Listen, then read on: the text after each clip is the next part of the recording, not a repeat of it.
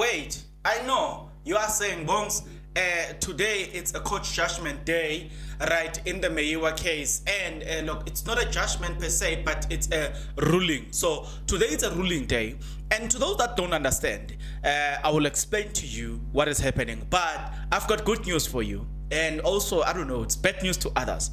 If the court rules that the confessions are inadmissible, it is in favor of the accused. But if the court rules that the confessions are admissible, right? First of all, I said, if the court rules that the confessions are inadmissible, it's going to be in favor of the accused. But if the court rules that the confessions are admissible, it is going to cause problems. Guess for who? For Kelly Kumalo. Because then if it says the confessions are admissible, then it simply means Kelly Kumalo must be arrested. I didn't see it. And it simply means that the court believes, this is so interesting. It simply means that the court believes that it believes the version of Brigadier Keninda. According to Brigadier Keninda, right, something that they did not want us to know, that in his own affidavit, he believes that the mastermind is Kelly Kumalo. Guys, I've never seen something like that. I think right now, from where I'm standing, right after this message, I think what they are praying for right now is that the court should say the confessions are inadmissible. I think right now that is exactly what that is what they are hoping for. Because then, if they are not hoping for that, then it means that once the court rules that these confessions are admissible, it also means that then they must arrest the people who are in that house. Are they willing to do so? Alright guys, we'll find out. What an interesting one, eh? There's something that is also much more interesting, and I put it to you that you do the following. If you are not yet subscribed, what are you waiting for? Come on, good people, because to subscribe it is free, to like the video it is free, to comment in the comment section below it is free of charge, to click the notification bell it is free of charge, to share this video it is free of charge, to watch this video until the end it is free of charge. Also, good people, come on, to watch the ads it's free of charge, and that's how you financially contribute to this YouTube channel. Speaking about financially contribution to the channel, you can become a member of this YouTube channel from as little as 20 Rand a month. You can also use the super thanks button. In case you don't want to do that, guys, there is a way where you can use my media company banking details to donate to the channel, and you know what I'm saying, will bring you more, and also guys want to buy more equipment. So the power is in your hands. Please do the honorable thing as we proceed. Now, before, somebody wrote and say, Bongs, in fact, somebody wrote this and say, listen to this one, it's very interesting. Somebody says, guys, since Advocate Mgomezulu is now Sbia's counsel in the main trial, he can also apply to have those witnesses that have already testified. He can also apply to have them back to cross-examine if he wants to. Now, it doesn't end there, right? Now, he's going to specify now who are these people that he's referring to. He's saying, I hope he cross-examine Tumelo, Zandi, and Zungu. And I'm telling you, they will never be consistent with their version. They've proven that they were never consistent in their version. So I'm telling you, they will never be consistent in their version. It will be interesting to hear that what they are saying now. What they are saying now that Kelly is implicated as the mastermind, even if the evidence is in the trial within a trial. I'm interested to hear what you've got to say about this, right? Yeah. you take everything that I've said with a pinch of salt and use the word allegedly. Yeah, use it boldly. Just boldly say it. Allegedly. Say it after me. Allegedly. Yeah. Okay. Now somebody wrote and said, listen, guys, if Judge Ratamahatleng is finding the confession admissible, that means they will be accused number 6. Kelly Kumalo. Kelly won't go down alone. She will be forced to tell the truth. What really happened in that day? The other docket will come to light. Then Danzi will walk free. A real culprit will be held accountable. Allegedly.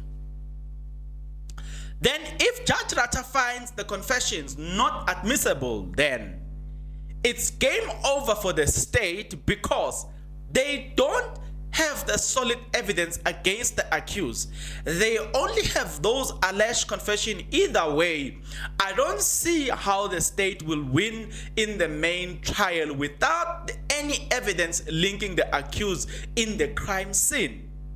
Okay, let's leave that one. So with this thing, right, that is being said here, to say the state is caught between two things. This is so interesting. The state is caught between these two things. If the confessions are admitted, then it simply means then you must go and arrest Ukeli Kumalo, because according to the affidavit from Brigadier Bongani Kenenda, in his own affidavit he says Kelly Kumalo is a mastermind. So if the confessions are true, and I think I stand under correction on this one. I think at some point the accused implicated her according to their own affidavit, right? Or according to their own confession. At some point this accused implicated her, right? Kelly Kumalo. So that therefore it says a lot. On the other, now if you are the state at this moment, what are you hoping for? Now let me say this. The reason I'm asking you to say if you are a state, I'm saying this. Hear me very well. Understand how things happened here. You will understand that in the beginning we had Advocate Baloi, right, who was approached by two groups of investigators. The first people to arrive there was Makubu Nobtelezi, who produced an evidence that everybody that was in that house should be arrested according to what they have investigated, right? The second group of people are Abu Brigadier Keninda, who are now who represent case 636, 636, yes, who then arrested this accused. So Advocate Baloi chose 636, right? Now you understand how we found ourselves where we are today. So since Advocate Baloi chose 636, it means he believes in the evidence found in 636.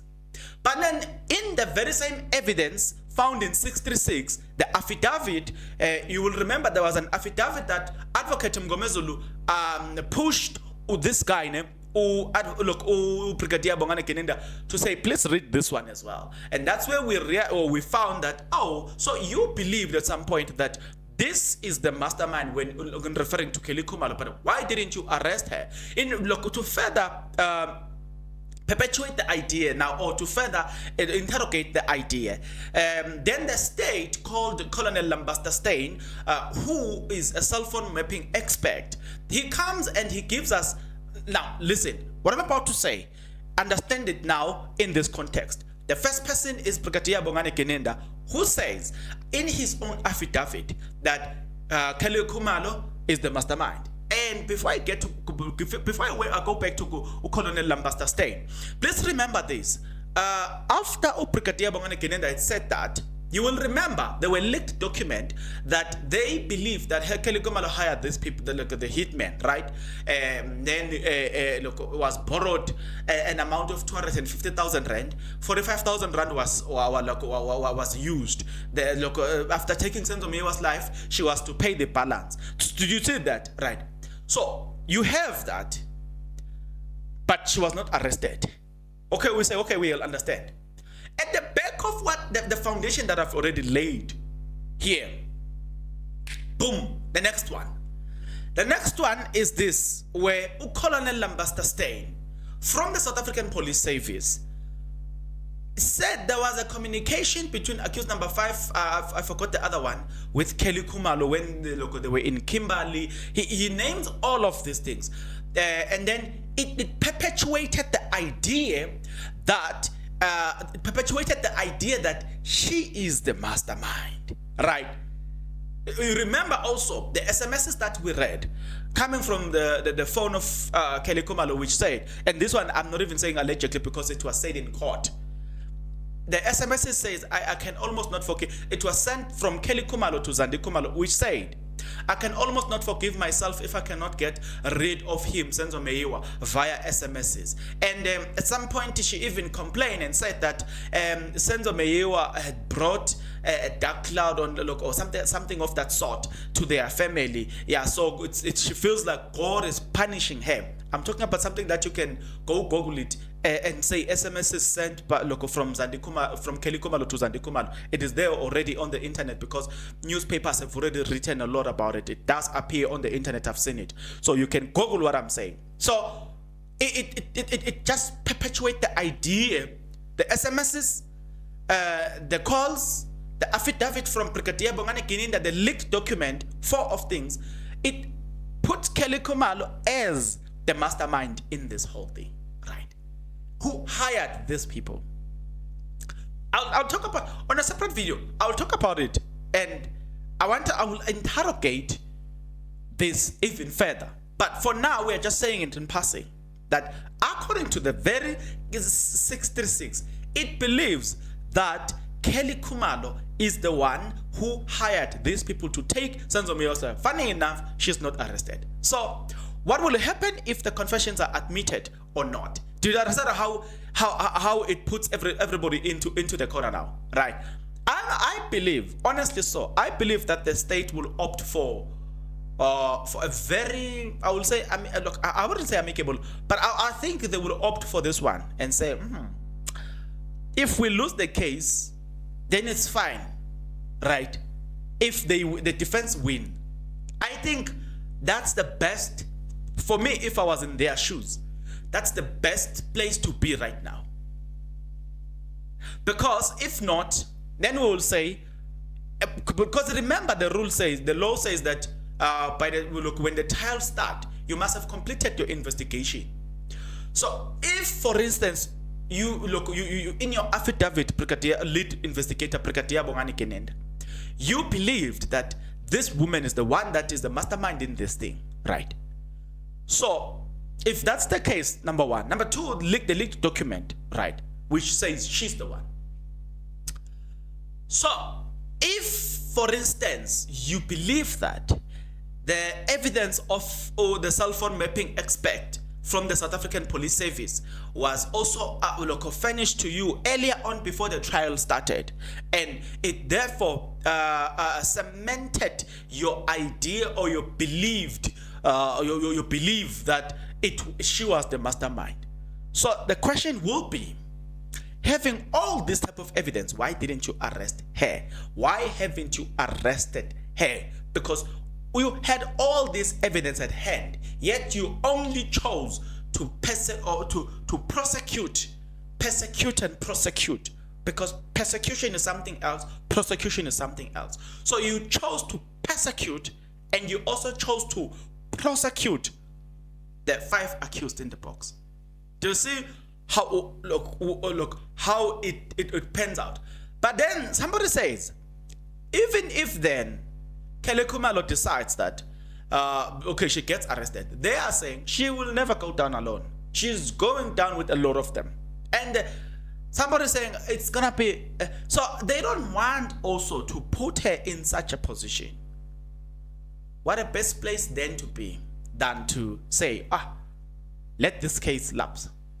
We will not proceed with this. Let everybody go free, go home. Let everybody get acquitted in this case.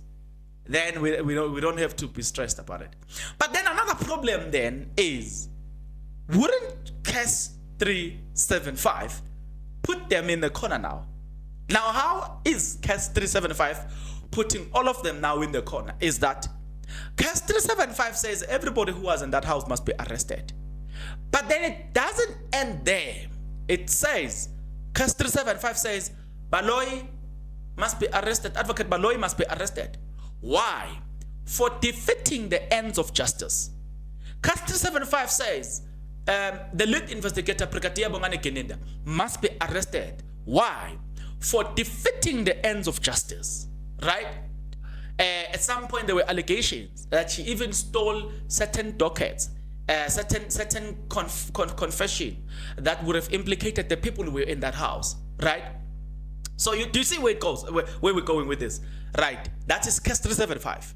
Now you then have another one is that case 375 says Zungu, the key witness that was not on the witness list because he was a key witness, was going to bring this case together and finish the accused.